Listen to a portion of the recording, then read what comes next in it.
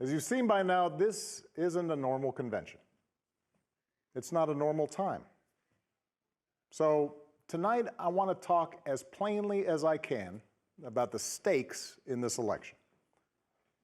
Because what we do these next 76 days will echo through generations to come. I'm in Philadelphia, where our Constitution was drafted and signed. It wasn't a perfect document. It allowed for the inhumanity of slavery and failed to guarantee women, and even men who didn't own property, the right to participate in the political process. But embedded in this document was a North Star that would guide future generations. A system of representative government, a democracy, through which we could better realize our highest ideals. Through civil war and bitter struggles, we improved this Constitution to include the voices of those who'd once been left out. And gradually, we made this country more just and more equal and more free. The one constitutional office elected by all of the people is the presidency.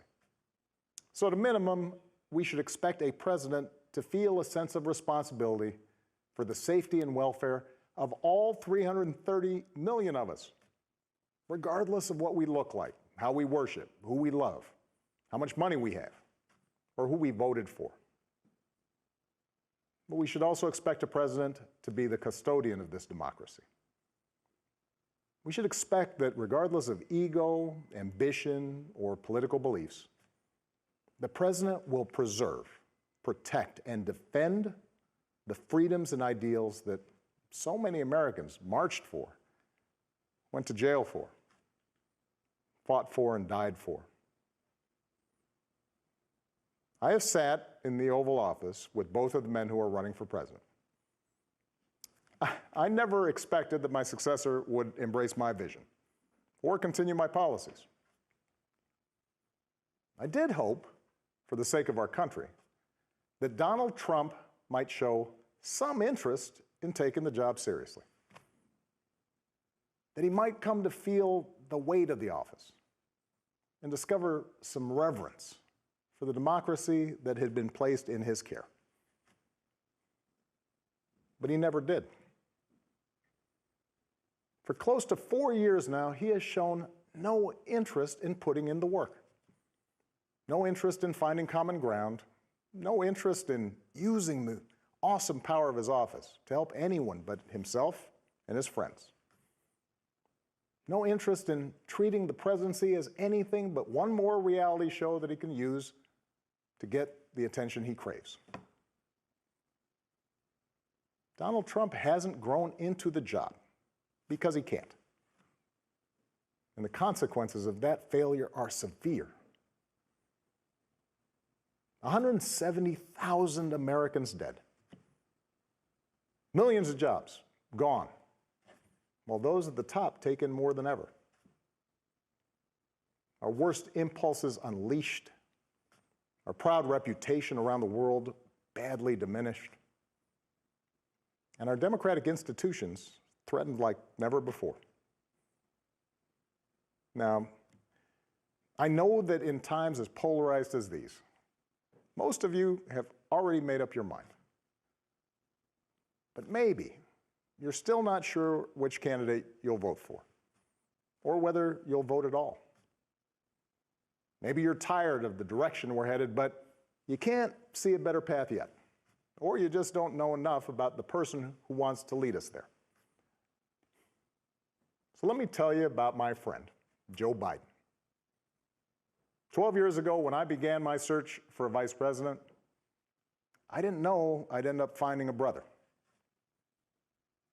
Joe and I come from different places, different generations, but what I quickly came to admire about Joe Biden is his resilience, born of too much struggle, his empathy, born of too much grief. Joe is a man who learned early on to treat every person he meets with respect and dignity, living by the words his parents taught him: No one's better than you, Joe. But you're better than nobody. That empathy, that decency, the belief that everybody counts, that's who Joe is.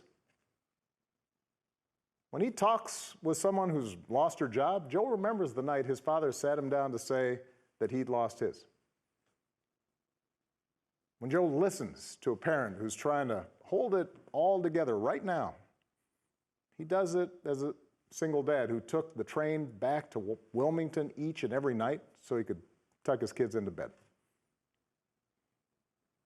When he meets with military families who've lost their hero, he does it as a kindred spirit, the parent of an American soldier, somebody whose faith has endured the hardest loss there is. For 8 years, Joe was the last one in the room whenever I faced a big decision. He made me a better president, and he's got the character and the experience to make us a better country. And in my friend Kamala Harris, he's chosen an ideal partner who is more than prepared for the job. Someone who knows what it's like to overcome barriers and who's made a career fighting to help others live out their own American dream.